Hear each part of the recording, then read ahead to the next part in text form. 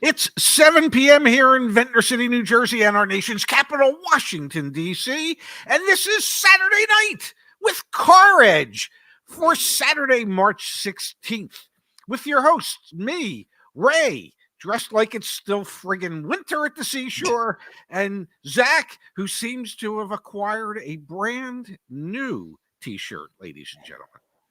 Folks, things are looking up. I did purchase one new t-shirt today, so life is good. Happy Saturday to everyone. We're going to kick things off here in just a second. Banks and car dealers screwed customers. Now they're paying the price. Now, before we jump into that, tonight's show brought to you by us. Me and my dad, we have a company. It's called CarEdge.com. Go check it out. All sorts of great resources there. Dad, the place where I want to start tonight is with the Edmunds research that came out earlier this past week. We covered it over on the Ray and Zach channel. Now we're going to cover it here on the CarEdge channel. Negative equity on vehicle trade-ins picks up steam as used car values dwindle, according to Edmunds Q4 used vehicle report. There are a couple call-outs from here, the most notable being trade-in negative equity has reached over $6,000 on a traded-in vehicle. So when someone goes to sell their car back to a dealership, they are $6,000 underwater on average. Now, Dad, we talked about this a bit earlier in the week. Which means before you go any further, which means that hopefully customers are planning on putting at least that amount of cash down or more. And the sad reality is they're not. Yeah, I got some data on that we'll look at here as well. It was just, oh man, when was this article from CNN? This was February 19th, 2022, folks. In perhaps the most striking sign of change in new car pricing, 80% of new car buyers in January paid more than manufacturer's suggested retail price for MSRP, according to data from Edmunds.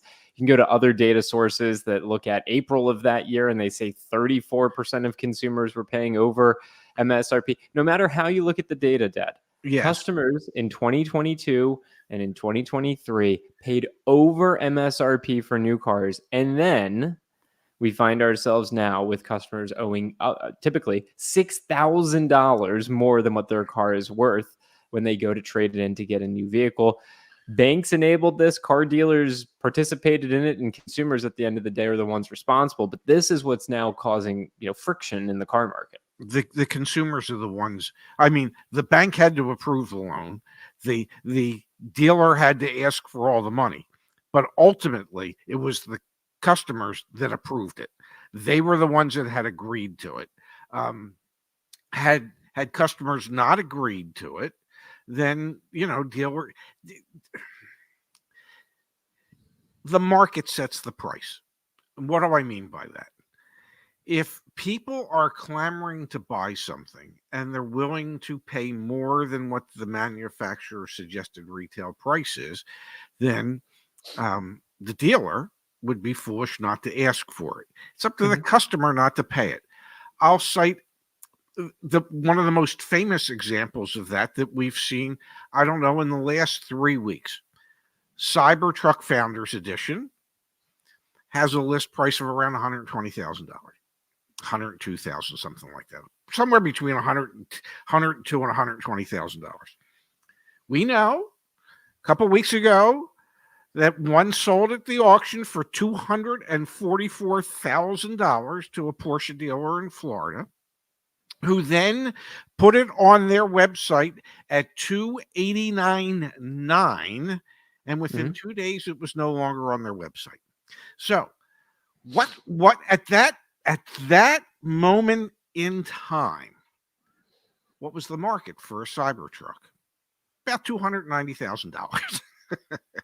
The next week, when a Cybertruck went through the auction, the high bid was $190, $194. So, and that's on a wholesale level. So there's somebody that was going to pay over $200,000 for that Cybertruck on a retail level. Customers are the ones who set the market. And they set the market by being willing to spend what they agree to spend. If a dealer asks too much and you as the customer agree to pay it, that's the market. If you don't agree to pay it and every other customer that walks into that dealership doesn't agree to pay it, then at a certain point, the dealership has to lower the price until somebody agrees to pay it. We as the buyers set the market. If we can let go of our fear of missing out, then we can hopefully stop ourselves and others from overpaying for things. And then, the banks enabling us to do that. Put the psychology aside for just a second, Dad. Let's live in the reality of what happened. So we had a chip shortage, we had a new car shortage, and all of the data points to, whether it's 80%, 30%, or somewhere in between, cars were transacting, new cars were selling for over MSRP. And now let the record show those people who bought those vehicles are now significantly underwater just 18 months later. You made the point earlier. The one way that you can make up, if you're out there in the world, and the impact of this is real on the industry right now. New car sales, while they've been quote unquote strong, supply and demand are out of whack. There's now inventory sitting on dealer lots. We have videos being sent to us every single day of dealer lots and manufacturing sites where cars are just sitting parked, not being sold, because customers who would go to purchase those vehicles can't do the one thing that you were saying they need to do to get into that new vehicle and trade out of their old one, which is bring cash to the table to get a loan approved. We saw loan approvals, Dad, during the sky high new car prices and sky high used car prices, 130, 140, 150% of loan to value ratio. Banks writing loans on air, which to your point, sure, the market dictated it, but still it didn't really make sense. And I feel like we're just we're in the first inning now of coming back to reality. Perhaps, yes. It is. I mean, the truth of the matter is, in 2022 and 2023, dealerships were more profitable than they ever had been in history. Absolutely. All the data shows that. Yes. And that is because of all the additional dealer markups that people were willing to pay. Now that the amount of buyers, qualified buyers, is significantly lower than what it had been in 2022 and 2023, dealer profits are actually going down significantly. So, perhaps we're in the first inning of this new movement towards lower prices and lower profits, and the banks saying, well, we can't approve the type of loans we were approving just 12 months ago or 24 months ago. Maybe there's a little bit of sanity between potential buyers and the banks that are willing to finance those potential buyers. And I've told you this, when I ran dealerships and people had a trade, and I had trained my salespeople to say, in today's world, most customers owe more on their vehicle than what it's worth when they go to trade it in. How were you planning on handling your negative equity? Today, I would train salespeople to say, according to the latest statistics, the average person owes $6,064 more than their trade-in is worth. I never want to suggest to you, Mr. or Mrs. Customer, that you're average. I think you're probably well above average. But let's just assume, for the sake of argument, in this particular situation, you're average. So how are you planning on handling that $6,064 in negative equity? Because at a certain point, you have to open up the people's eyes, and they have to go, oh poopy. I've got some data for you, Dad, as well as everyone that's here with us, on the amount that people put cash down wise when they go to finance a new vehicle. I'll share that in just a moment. Before I do, any questions that y'all have, car buying questions, leave them in the chat. We are going to spend a significant amount of tonight's show in the chat trying to help our community, caredge.com/community, to go check out the community forum. From Chloe Apo, you do not have to donate, by the way. I just saw Yes. this, so I'm pulling it up, but you do not have to donate to have your message pulled up. Chloe Apo, thank you. I make 6 figures a year, have no debt, and would never pay MSRP, let alone over MSRP. You would have to be crazy. And Yes. lots of people were crazy. And to Susanna's point, maybe some buyer's remorse going on right now. Pops, I want to put you on the spot, and I'll put everyone here on the spot. What do you think the average down payment is for someone who is financing on a term length of 36 months? So obviously the payment's going to be higher. What type of down payment do you think someone who's financing for 36 months brings to the table? $5,273.87.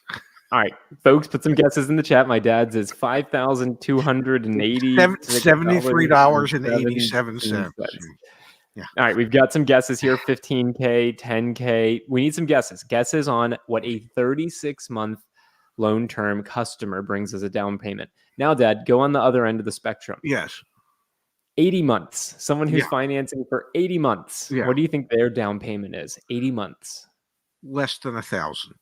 Less than 1,000. All right. So your hypothesis here is that people who take a shorter term are putting more down, and people who are taking a longer term are putting less down. My hypothesis is that those that are taking the 36-month loan are part of that group of 20% of people out there who have payments in excess of $1,000 a month.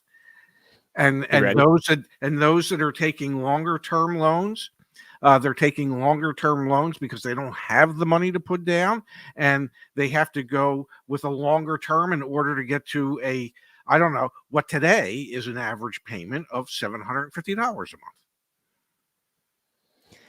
So let this sink in. So we know the average trade-in is $6,064 upside down at the time of going to finance and purchase a new vehicle. Yes. For people that are financing for 36 or 48 months, they're typically putting over $11,000 down on that new vehicle purchase. And they're financing anywhere from $27,000 to $30,000 at a rate of 3.3 to 4.5%. Let me say one thing about that. They are putting cash or trade equity down. Okay, because a lot of those people probably have trade equity, and they're dumping that towards lowering the loan payment. You are slowly but surely building my my case here, which is help everyone understand how can I sit up here and say the average amount upside down is $6,064, but then you're saying people on 36-month notes have more trade equity. Help reconcile that. Help people understand what paying down principal means. Well, it means you're going to owe less at the time you want to get rid of your car. A longer term loan, you're paying primarily just interest back the first, 24, 36 months. Very little is going to principal. Most of it's going to interest. And the people that take advantage of the special finance rates that are being offered at 36 months are the people that can afford $1,000 or more a month in a payment.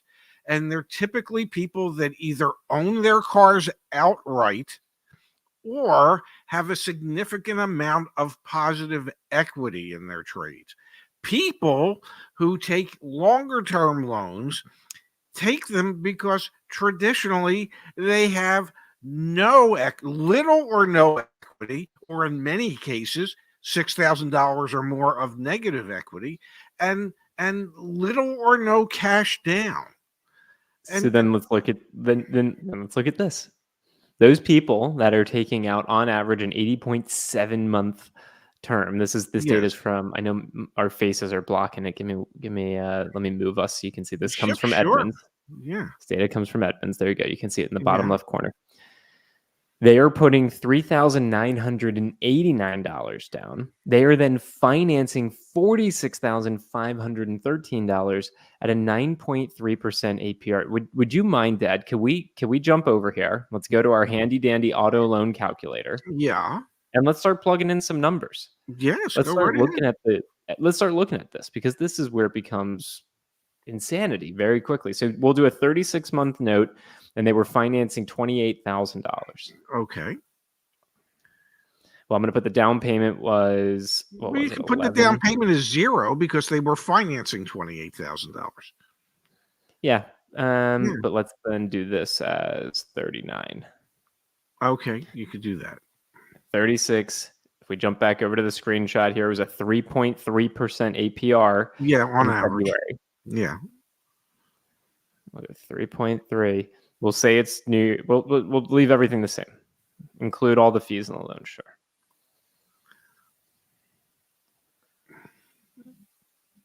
Total loan amount, sales tax, upfront payment.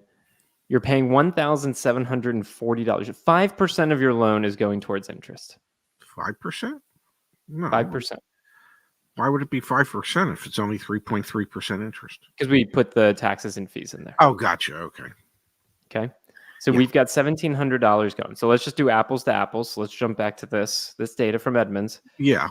So we're going to say 80 months. Yeah. Read it out to me and I'll plug it in while you're reading it out. 80 months. Put $4,000 down because it was $39.89. The interest rate was 9.3%. That's a whole 6% higher. And then what was the amount financed? 46,513. So that'd be 5513. Yeah, but it's not really because now you're adding tax to it. So it's, but this will, it's apples to apples. This way it'll at least be apples to apples. 26% of what your payment. You're paying $18,384 in interest over the lifetime of that loan. Yes. Yeah. Well, yeah. And then those are the same exact people that then, does it show it here actually? Let's see. Does it? And show those it? those are the same exact people that in 3.5 to 4 years are going to go back to their dealer and say, I'd like to get out of my car. And they're going to have $6,000 or $7,000 or $10,000 of negative equity to try and roll into their next loan.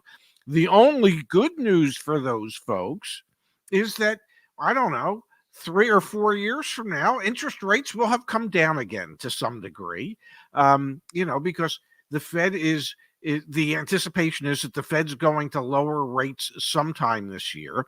There are some who are suggesting that the Fed's going to lower rates 3 times this year. I don't think that's the case. I've read more where it indicates they might only lower rates 1 time this year at 75 basis points. And then there are those who are predicting or projecting that they'll lower rates 4 times next year. So at least if you're at 9.3% today and you're buried and you go to trade that car in 42 months, when maybe interest rates then will be 5.3%, voila, you might actually be able to get out of that thing and still have a reasonable payment. Auto refinance businesses are going to go gangbusters, excuse me, when interest rates start to go down, because all these people are ending up in situations that are just untenable. And let's answer Susanna's question real quickly here.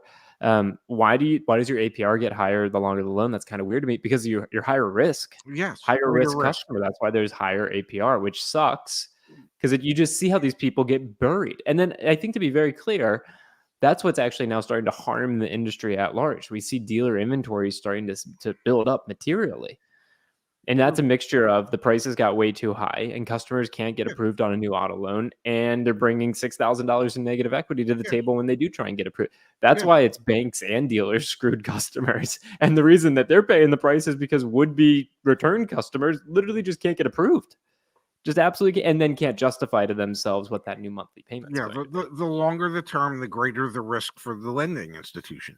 I mean, if you finance a car for 80 months, and let's just assume for a moment that you don't have enough money to maintain it to up to the factory suggestions, and so let's say 60 months into your 80 months, thing breaks down and you've got, I don't know, a $5,000 repair bill.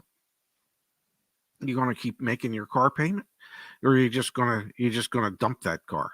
So the bank's on the hook for a longer term. They have greater risk, and the risk is that if it gets repoed late in the loan, it isn't going to necessarily be in in pristine condition, to say the least.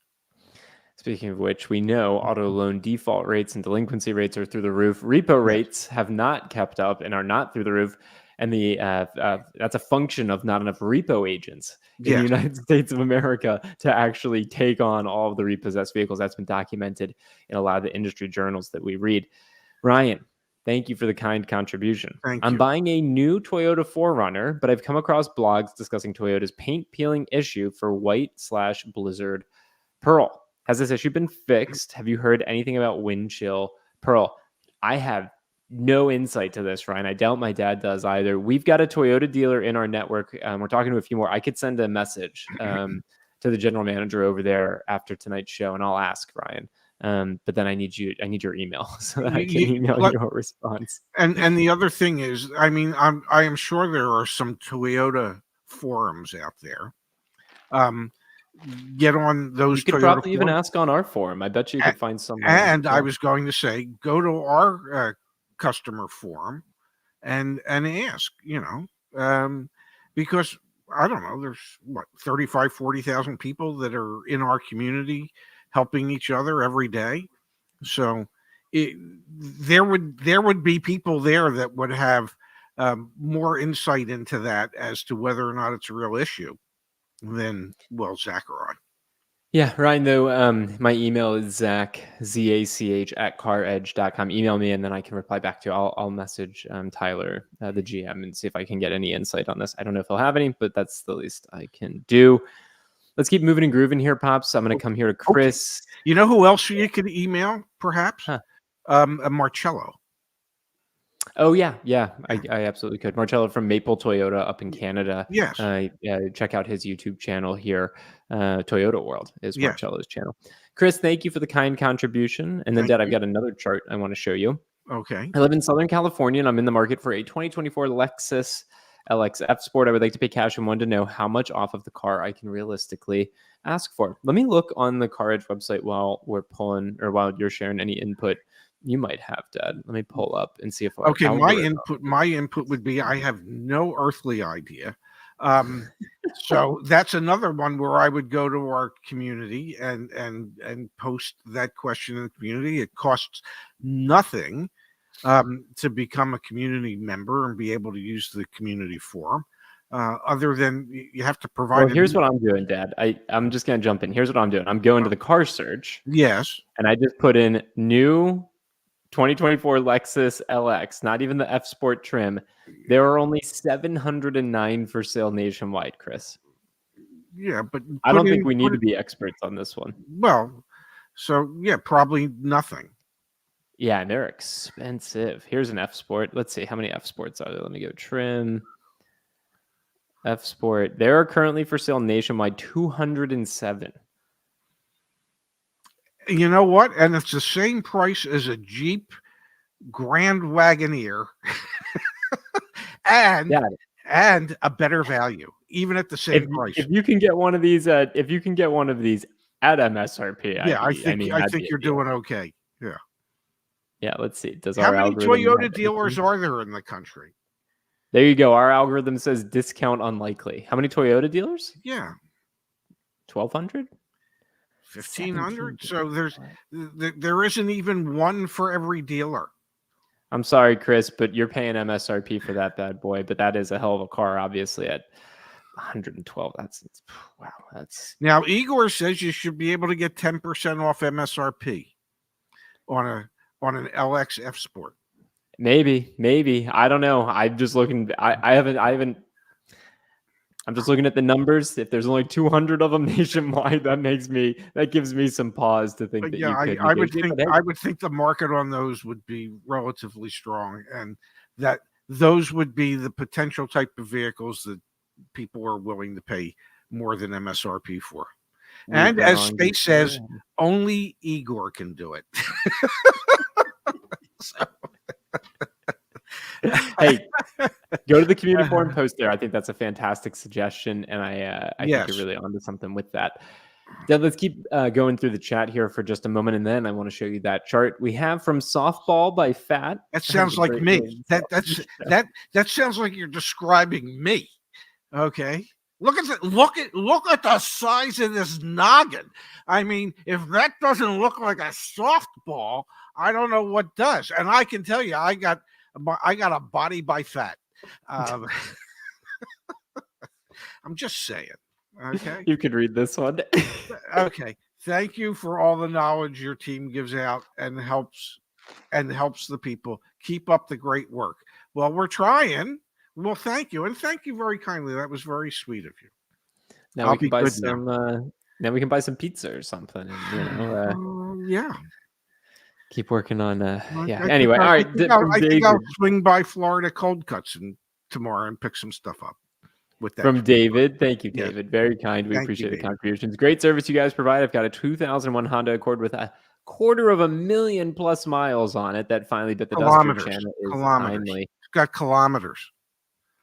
No, that's 266,000. Oh, I'm sorry. Miles. Gotcha. I'm sorry. Yeah. And it finally bit the dust. Hey, we're working on getting our first Honda dealer in the CarEdge network. Fingers crossed. Wish me luck. Trying to get them on board. They seem like good folks. So yeah, it'd be great to get our first Honda dealer in the community. Kevin Lang, thank you, Kevin. Hey, I was recently offered $29,000 out the door for a used 2022 Toyota Avalon that was listed at $27,500 new with its MSRP. It is certified pre-owned with 38,000 miles. It was used as a rental. Thoughts? What kind of rental? Oh, do you even need to ask what kind of rental? Well, I don't know. Was it a service loan or rental at the dealership? That's different. Not with 38,000 miles on it. Yeah, is here? You know the answer to this one. Is it Toyota or Lexus certified? Is it Toyota certified? It's not. So it's a used car with 38,000 miles selling for more than its original MSRP. No. The original MSRP would have been for an Avalon would have been in the 40s for 2022. Really? I thought I'm reading this. He says 27.5. That's what the dealer was asking for it. That's what he means by MSRP. Yeah, no, that was the Avalons were what, $40,000 car, high 30s at the least. Okay. You know, when they made them, it's So, but if it's a rental car, I am always wary. You're weary because you ran a half marathon today. I am always wary of rental cars because of how they're treated. And I don't, I'm going to say this as quietly as I can because, when we go to Puerto Rico, we're renting a car. I can tell you that when we rented a car in St. Martin, we're nice people. We didn't try to hurt the car, but it had issues trying to get up the hill we lived on for the week we were there, and spinning tires, burning rubber, trying to get up the hill, trying to get a little bit of traction. We didn't mean to abuse the car in the limited time that we had it, but I wouldn't buy a rental car. Rental car is one piece to this. I will also say, Kevin, one of the things I would recommend you do is go to caredge.com and then click on the sell tab and pretend to sell it and see what the offers are. And then under tools here, put in for Black Book as well and see what the Black Book values are on the vehicle. So there's some research tools you have at your disposal so that you can do a little bit of research to understand if it's actually going to be, valuable for you. Yes. Dad, we have here from Delio's Garage. Thank you, Delio's. Thank you. Trucks have never been so expensive. Do you see at any point in the future a tipping point when manufacturers are forced to lower their costs? I think we passed that tipping point. I think that's why the day supply of so many of these overpriced pickup trucks is as high as it is. I think they're running out of people who can actually afford to pay $80,000, $90,000, $100,000 for, well, as one of our commenters said, a leather sofa with wheels.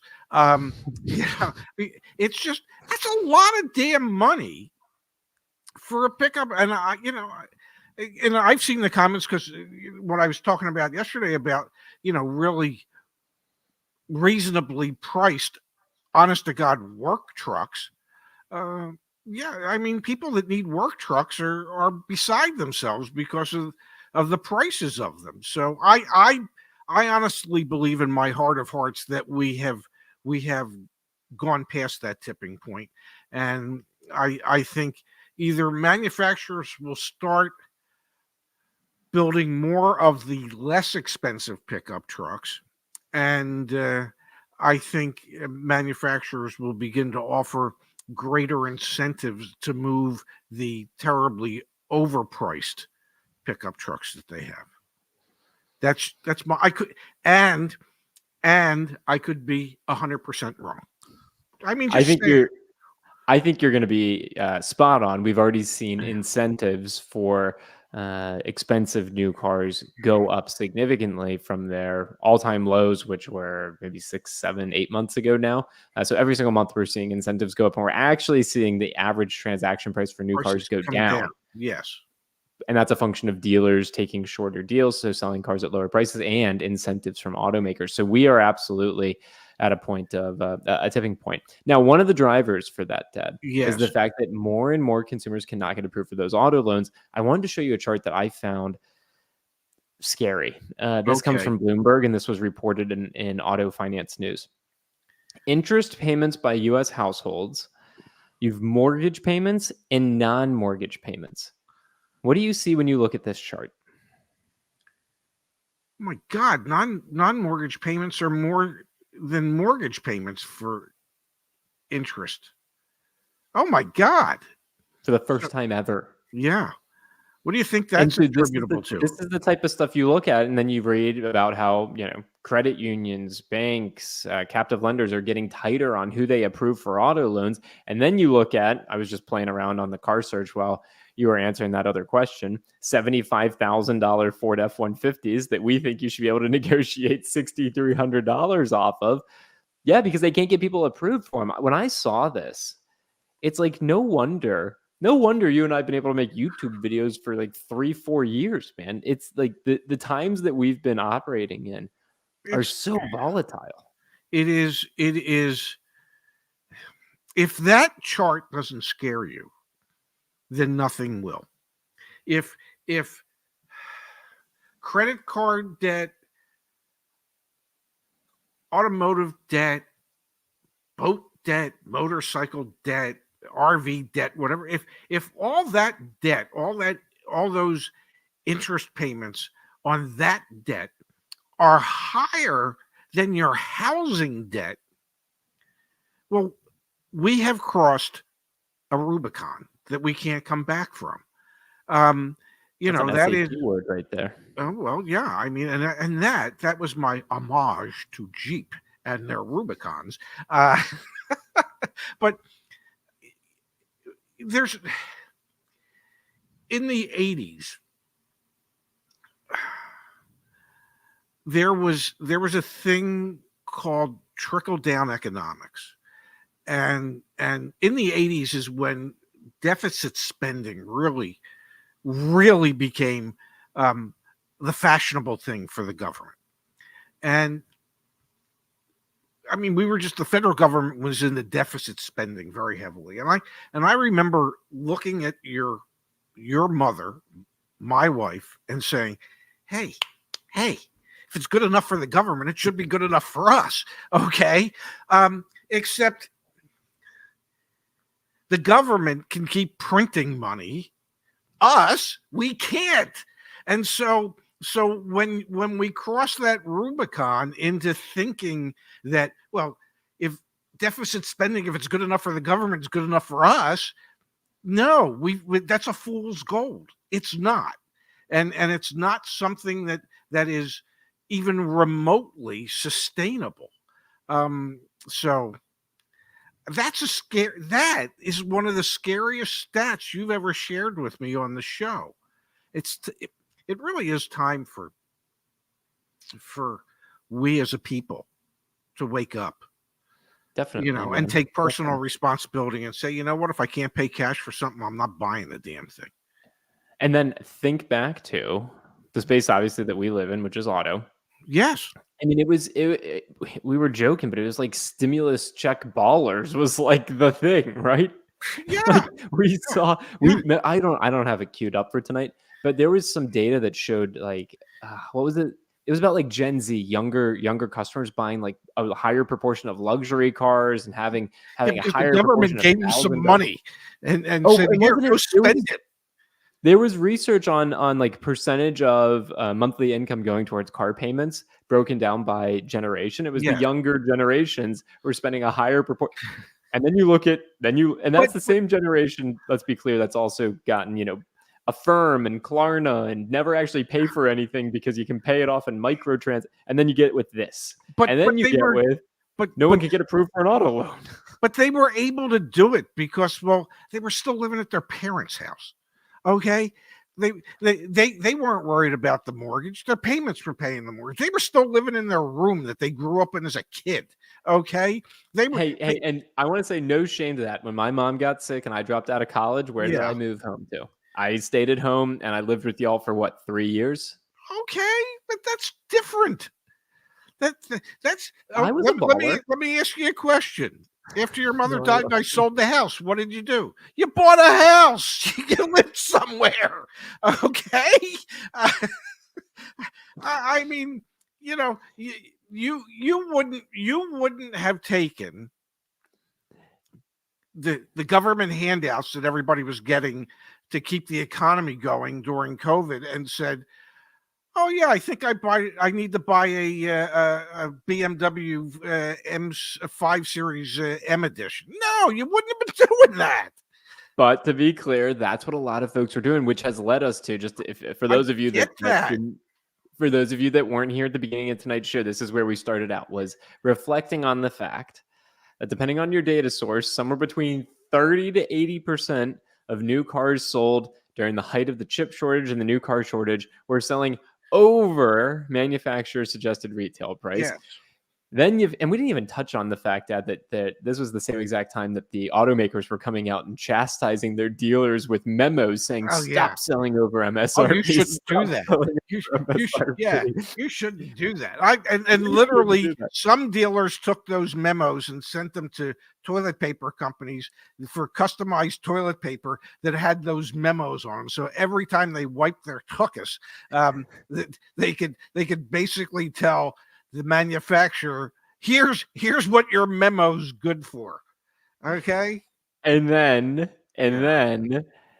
the latest data from Edmunds showing that negative equity on vehicle trade-ins picks up steam. We're talking about more than $6,064 in negative trade-in balance for most customers. And then we were looking at, well, which customers are affected the most? Those that extend their terms the most are the ones that get affected the most. Really a fun Saturday night here. They're the ones that want to get out the cars. most. So it's just, it's this Oh, is wait. Sorry, Dad. Sorry. And yeah, then yeah. for those of you that are playing along at home and you really did just join, that's when I dropped this debt bomb on my dad, which is that non-mortgage debt payments have for the first time ever been, more than mortgage debt payments. So anyway, go for it. There you are. Yeah, no, Saturday. we're a nation in deep trouble. I'm just saying. You know what it leads to, though? You know what it leads to? Drug use? I hope not. Really big discounts on Jeep Gladiators. These are the types of things that we're seeing for those cars that aren't moving. Look at this, man. This is like they literally got rid of, like, this is hilarious to me. Yeah. First off, it's a $16,100 discount, and they struck through up to, and they're like, no, we're not even playing, games on our website anymore. Actual discount. It's not an up to discount. This is the actual discount, damn it. Now, the only thing we might not be sharing with you is all the dealer installed accessories that we added to this piece of poo, but the actual discount is going to be $16,100, and God only knows how much money they're losing on that vehicle when they sell it, because they are not making money on it. Yeah. Actual. Absolutely actual. love it. All right. That's pretty good. I like that. I like that. Let's come back. And I hope it's true. And I hope they don't have, like, I don't know, $10,000 worth of add-ons Yeah, Um, no, Dad, Jeep Gladiators are selling with those steep discounts. There's 15 and 20% programs right now from the do you know OEM. That helps them. Yeah, do you know why they're selling at those discounts? because because you talked about earlier, because that's what the market sets the price to be, because no one's Because buying them at their, because that's the market. That's all yeah, people will exactly. pay for. Yeah, which Yeah, makes a lot more sense. yeah, All right, we're going to go back through the chat. Again, caredge.com. That's our company. That's our team. That's our community. If we can help you, please go check out the website. YNWA66. Mazda, any discounts off MSRP? We have Mazda dealers in the CarEdge network. They are well below MSRP, 5, 6, 7% below MSRP. YNWA66. So please, if you're going to buy a Mazda, do not pay MSRP. All those dealers are willing to go below MSRP because inventory, while it's not huge, has built up a well, little no. bit. When you pulled up the average day supply, Mazda was at, I think, at 102-day supply of vehicles. Okay, they were one of the higher Asian brands for day supply. Yep. So that contributes to a dealer saying, "Yeah, I guess I have to be more aggressive." There are some Mazdas that are up to 4% below invoice, which is Yes, like 8% on a Mazda below MSRP from CarEdge that we've been able to negotiate with dealer partners because they have so many and they're aging and they want to get rid of them. So you're right. Mazda inventory building up and many brands are building up. It's good to see Car Questions answered. Brandon here with us. Thanks for being here, Brandon. Go check out his channel. Awesome interview if you haven't watched it already with a Nissan general manager talking about all things in the industry. So go check out his channel. I want to pull up Robert Greenblatt's comment here and then keep yeah, moving. Scary debt, at least with mortgage interest, there's a tax deduction. That's a great point. yes, It's a great point. You yeah. don't get a tax deduction from paying off that 25 percent of interest over the lifetime of your loan at 10%. I mean, No, no. Which is hmm. why people mortgage their real estate, is because the government says, well, here's a benefit for having bought a house. You can write off you can get a credit or write off the interest to lower your taxes due. Yeah, and they're not doing that on a car loan. They're not doing that on credit card debt. They're not doing it on your boat loan, your RV.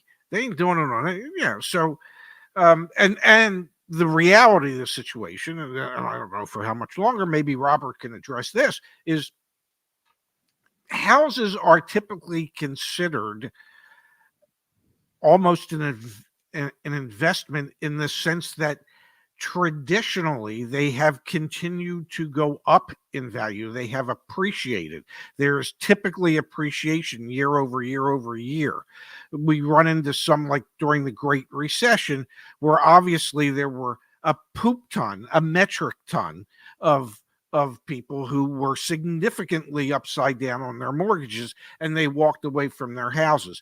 But for the most part, historically, homes have appreciated in value, um, and very rarely do motor vehicles. Definitely not. Occasionally.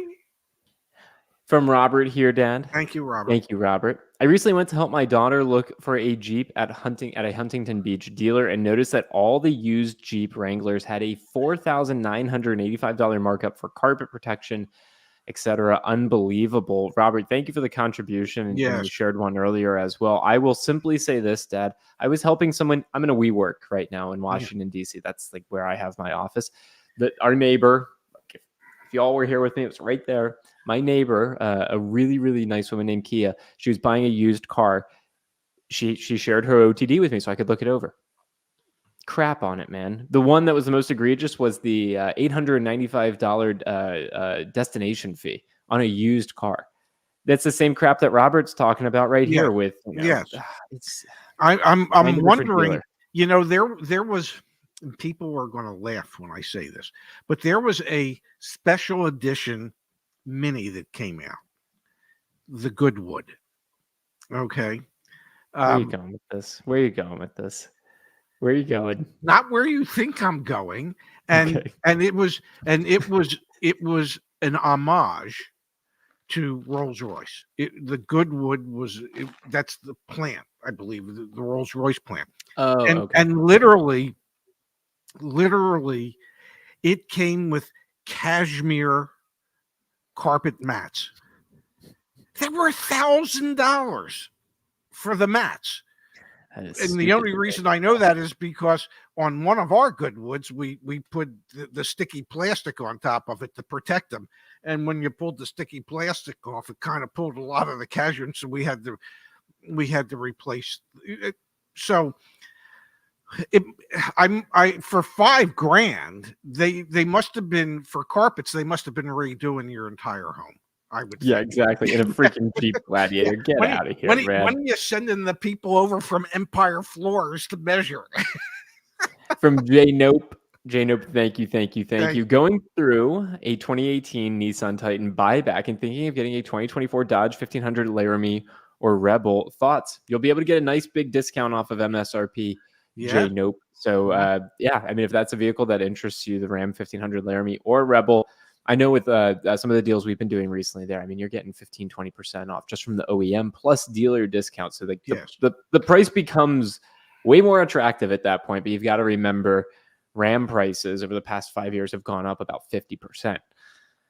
So it's still a bit of a tough pill to swallow. How expensive? May I say this for my Wallace Shawn fans out there? It's inconceivable to me that people would pay. It's absolutely inconceivable to me that people would pay the type of prices that they're asking for most of those Dodge pickup trucks, those Ram pickup trucks. Pre 20% incentives, even more so. I mean, the fact that anyone was buying these things pre 20% incentives, $90,000 Ram. Can I ask you one silly question real fast? When I brought up the Goodwood, where did you think I was going? No. White Feather RC, thank you for the contribution and your question here as well. Thoughts on a 2024 Nissan Altima L, $22,500 OTD? I'm raising the roof, man. Yeah. You know, I don't care if many people in the audience are going to go, oh, but the Nissan's a piece of crap. It's got the crappy J-code transmission. It's a CVT. It's terrible. Why do you use that voice? I don't know, because it sounded different than my normal voice. So if you know what, it's under warranty for the first 3 years, 36,000 miles. If you have issues with it between now and then, have them fix it, and then before the warranty expires, trade the damn thing in. I would jump all over a sub $25,000 car. We actually just did a Mazda lease earlier today, Dad, with one of our community members. On a Mazda CX-30. Guess what the payment was on a 15,000 mile a year Mazda lease? 16,000 mile a year. 15,000 mile a year. CX-30. CX-30. Everything rolled in. What was the MSRP?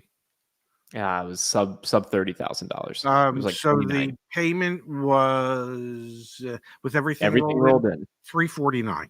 It was $350 on the money, and it's like, you know what? That's freaking great. Like, I don't need a car, but holy cow, man, $350 a month all in. That's so $22,500 OTD. Jump on. Yeah. Jump on. I like that. Yeah. You know, I was talking with with our dear friends, the Freighters, last night. I was over at their house with Steph was there, and Kevin and Barry and Sandy. And, you know, I was telling them how when my lease is up, that I'm probably not going to get another car. I'll just Uber and Lyft and all that. And they looked at me and they said, so between you and Zach at that point in time, you're running this car company, this automotive company, you know, to help people buy cars, and neither one of you will own a car. That would be correct. Yes. Yeah. Doesn't mean we don't have nuggets to share. We've got a kind contribution here from Mexi Man and Cheese. Interesting name there. Any chance of Toyota bringing the Scout to North America? I know they'd have to add all the many bells and whistles, but maybe it'll still be cheaper. I've heard some rumors that they were bringing it to the United States. So I don't know. I don't know. We can check with our dear friend Marcello. Yeah, check out Marcello's tail. Dad's plugging Marcello. Check out Toyota World. But Dad, I think Toyota trucks, they only sell okay. Like the Tundra does not sell particularly well in the United States. The Tacoma sells. Well, why? How much is the Tundra? Tundra's expensive. The Tundra's, Okay. but full-size pickup How trucks in about the general, Tacoma? Does the Tacoma sell pretty well? better. Yeah, Okay, better, why? Because it's less expensive. cheaper. Yeah. Okay, But, you know, the and if Maverick sells incredibly well, and so if the Scout, excuse me, came over, theoretically yeah, would do well. yeah, just like the Hilux trucks would do well. Yeah, they would. Just like when we were in St. Martin and the little Mazda trucks. I mean, there's any number of small trucks, but there's what's known as the chicken tax. I think it's 25% tariff or 40% tariff on smaller pickup trucks that are imported from Asia. And I forget exactly why it's called the chicken tax, but maybe because they were figuring you'd haul your chickens in those trucks. I don't know, but there's this extra tariff on those smaller pickups. I'll ask Marcello about that one too. All right, Chef Easy does it. Yes. Chef Easy does it. Hey, fellas, love the channel. Thanks for being here. Chef Easy does it. My neighbor just got a leftover 2023. You're gonna make a comment about the steak. I want that steak, damn it! Don't you look at that thing? It's beautiful. Come on. I know you so well.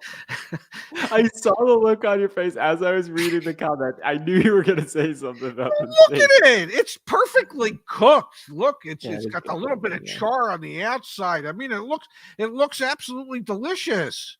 You could just, even if you wanted to, you could just smack me across the face with it. Whatever juice that that looks. Hey, fellas, love the channel. My neighbor just got smack my face with it and the juices will drip. Like, where are we going here, Pops? It's inconceivable. Just inconceivable. It had an MSRP of $62,000. He hit them with 45,000 and was able to walk out the door at 48. There you go. Okay. That's what we were just showing with that other discount. The deals are there. The deals are 100% there. Yes. For all the reasons we've been documenting. Wasn't that a beautiful steak? I mean, won't you admit it? Wasn't that a beautiful steak? Isn't that Montreal Expo's logo a beautiful logo?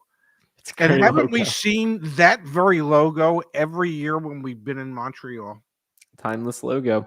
Shannon, speaking of timeless, you're timeless here. Thank you for spending time with us on your Saturday night.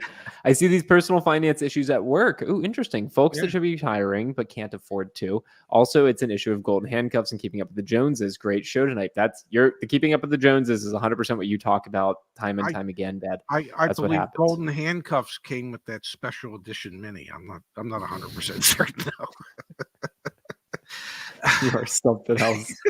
Core Guy, good to see you here with us. I'm going through depression, looking at these interest rates, rent, prices, etc. Why are we taking this from the government and the F&I guy? Oh, maybe he's saying like the Federal Reserve or the Federal Bank. I'm not sure, but Core Guy, I think it is depressing. Like, I actually think when things were when there was a shortage of cars and prices were going up, that was like the music was playing, right? And everyone was up out of their chairs dancing. Now it's like we're on the other side of it, starting to go on the other side of that. But may I say, okay, and you're going to think I'm nuts, but the rates that we see today, they're normal interest rates. Okay, in the 80s, they were 18, 19, 20% at times. Okay, so an auto loan interest rate of 9% was. Hell, I remember getting a mortgage. It was an adjustable rate mortgage. It was like 14.5 or 15%.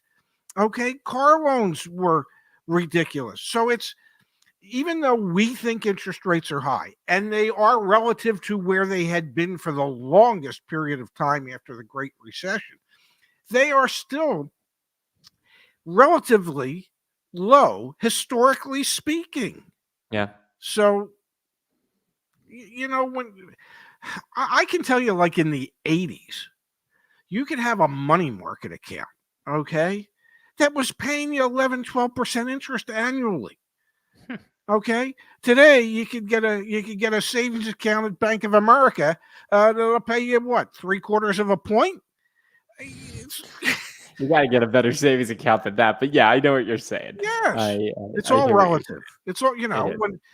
it was great when we were getting 11, 12%. Okay. Only problem was we were paying 15% interest on the stuff that we were buying. So Yeah, relative for sure. That's yeah. a good reminder. You've seen a lot in your lifetime. Different. Okay, Robert Greenblatt will appreciate this. I remember when tasty cakes were a nickel, damn it.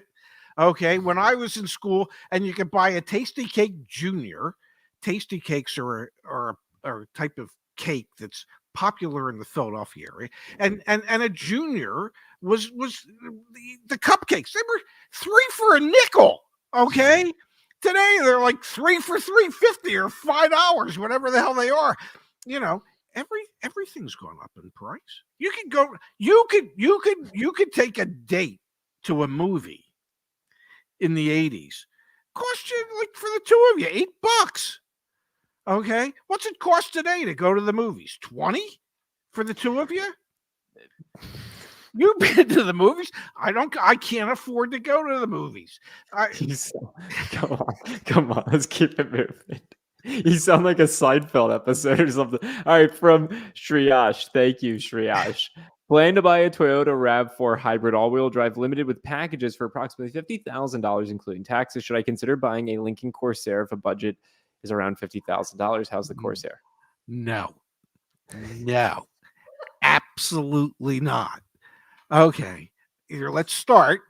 Because this is Ray's time to bash Ford. Ford leads the league in recalls again this year for automotives and normal pickup trucks. Okay, they have led the league in recalls for the 3 previous years. The Corsair, I think, was it updated this year? Ford hasn't had a launch recently that hasn't had issues. They haven't launched a vehicle that hasn't had issues. Toyota, on the other hand, has a rather long history of producing extremely quality vehicles that last a very long time, that are relatively inexpensive to maintain compared to their peers. Well, Ford doesn't necessarily fit into that category. So just from that perspective, don't do the Corsair. And I agree. And if you're going to say to me, but that's a good looking sport utility vehicle. It is. But it's still a Ford.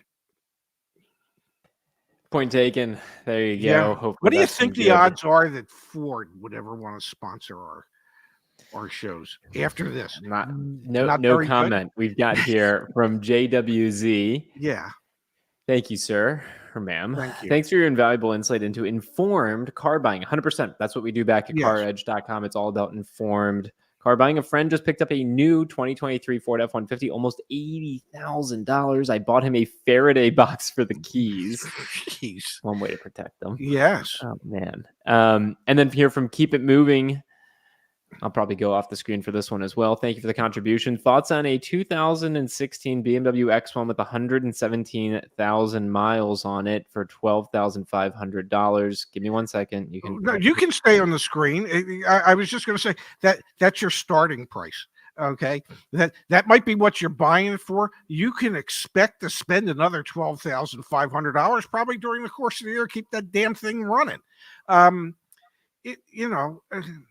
It's a 2016 X1 with 117,000 miles. Look it up. BMWs are expensive to maintain. They're known to break.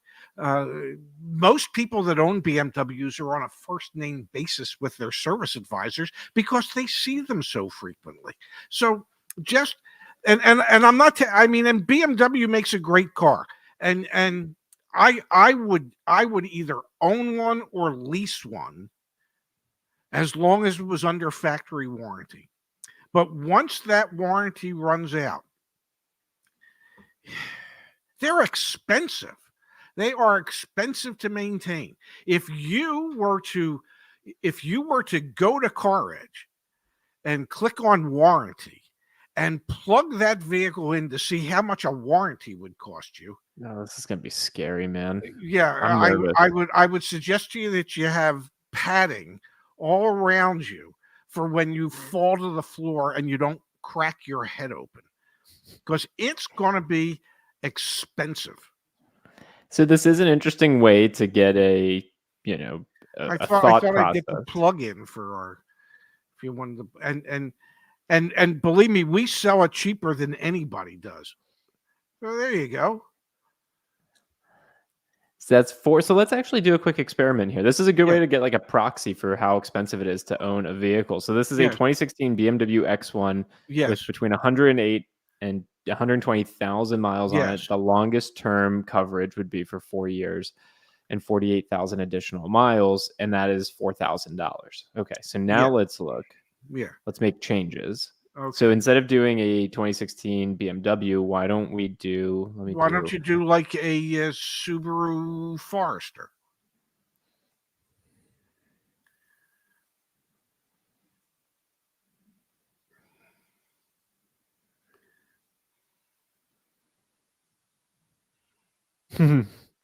You tell me. It's $2,000.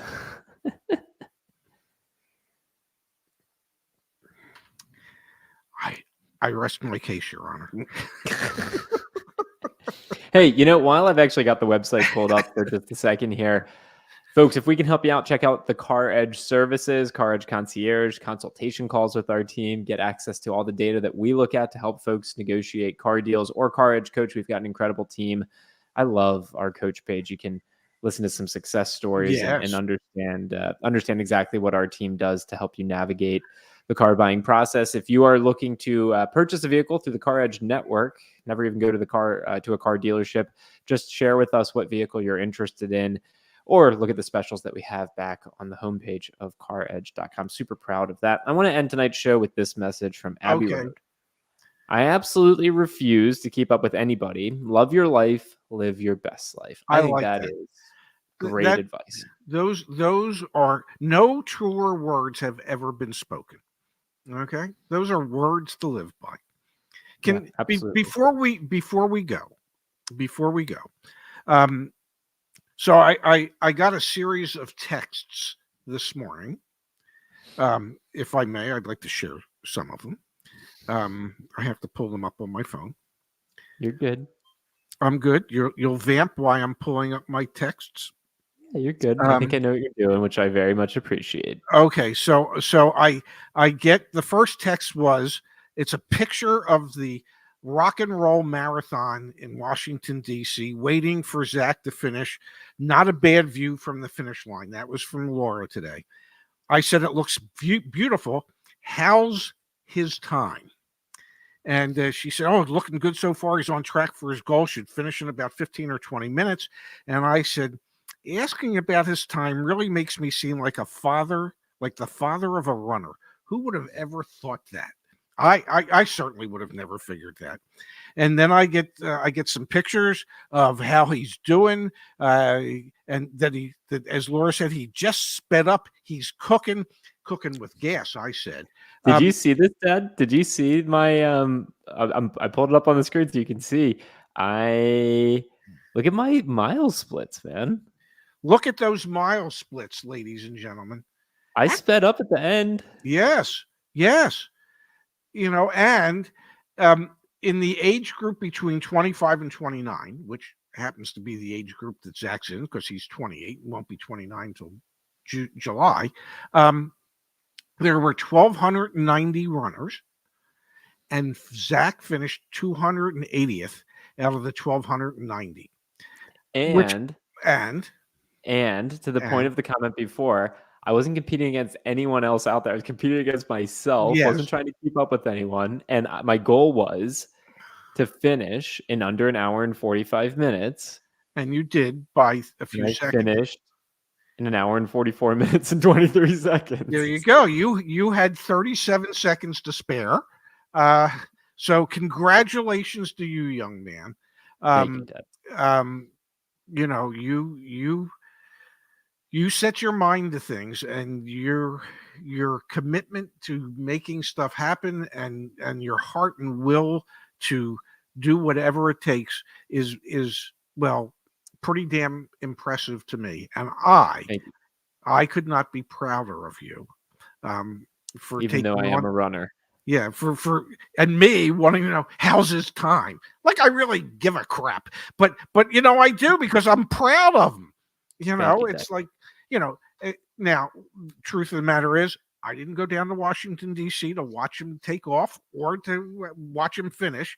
But when he did the Iron Man in Atlantic City, I was there at the finish line for him in the rain. Okay. Dude, I've got so many races coming up this summer. I am so nervous. Yeah. I don't But know. we'll get through it. We'll do Yeah, it. We'll do it. We'll do it. you'll We'll do do it. it. I got faith in you.